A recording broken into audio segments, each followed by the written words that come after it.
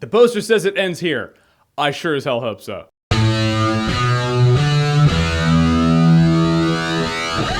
Taken 3. So Taken 3 is directed by the director of Taken 2, not Taken 1. Take from that what you will. And in Taken 3, someone kills Liam Neeson's ex-wife, Famke Janssen, and they make it look like he did it, so now the cops are after him. Forrest Whitaker's the cop chasing him, but he needs to go find the one or ones who did it, so the cops are chasing him, and he's chasing who knows who else. Almost a mystery. And now we're watching the movie. Alright, this movie had potential. There's a world of difference between potential and reality. I always say that. But you do see potential in this movie. First of all, Forrest Whitaker, as an actor, he's good in the movie. He's like Sam Gerard from The Fugitive. Not as good, but that's kind of what his character, you can totally tell when they're writing this movie, like, oh yeah, I want to make Sam Gerard from The Fugitive, but not really like him, but And he's chasing Liam Neeson, who is ultimately Dr. Richard Kimball. Oh my god, this movie is a shittier version of The Fugitive. Fugitive's awesome, you should see that shit. Forrest Whitaker's acting has nothing to do with his character. I mean, he's serviceable in the movie, and I know he's a good actor, and he did fine in the movie, but his character is written to be such a cliche. You just roll your eyes, you're like, ugh. I think he's twiddling this chess piece around because someone who's so good at being a detective has to have a little chess piece that he twiddles. Because if a detective has a tick, he is business. But that's not all. He gets 2 ticks, and he has this rubber band that he just wraps around his wrist and does that like thing that chicks would do in elementary school, and they're with string. He does that with the rubber band. You're like,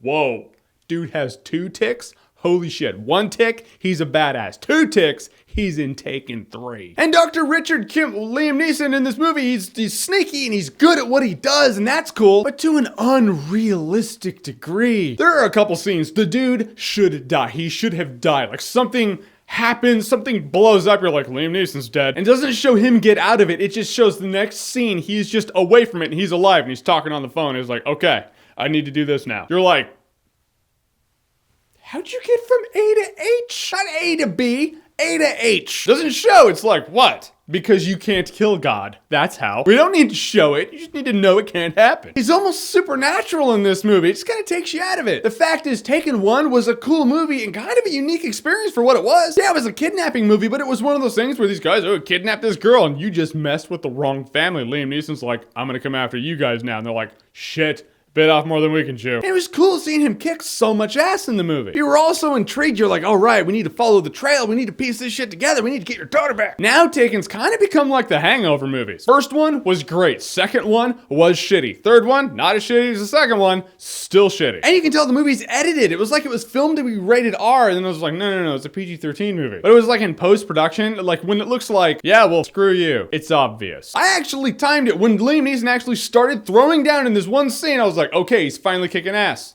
Yep, movie's been on for over an hour. He's finally kicking ass. In that, the movie was boring, it was unbelievable. Liam Neeson's over-the-top badass to an unbelievable degree. Yeah, he's supposed to be badass, and you can argue he was like that in the first one. But I still felt like he was mortal, like when he got out of shit, he got out of it, and it showed you how he got out of it. The ending tries to be all clever and convoluted, and you're like, I've seen this before. And that's the problem, is that Taken went from a cool, unique experience to a movie about a guy whose wife was killed, and he was framed for it, so now as the cops are chasing him, he's trying to find out the truth. We've seen it 100 times before. If you want the quintessential experience, watch The Fugitive. Ultimately, Taken 3, you're not going to remember it in T-1 day. Yep, already forgot. It's really funny. I gave that rating to Woman in Black 2, and a couple of people were like, whoa, I thought you were going to shit on the movie. It's like the second lowest rating I have. I'm saying it's a shitty movie. Don't watch it. Don't do that. All right, so Taken 3, have you seen it? What did you think about it? Whatever you thought, comment below, let me know. And as always, if you like what you've seen here and you want to see more, click right here to see more.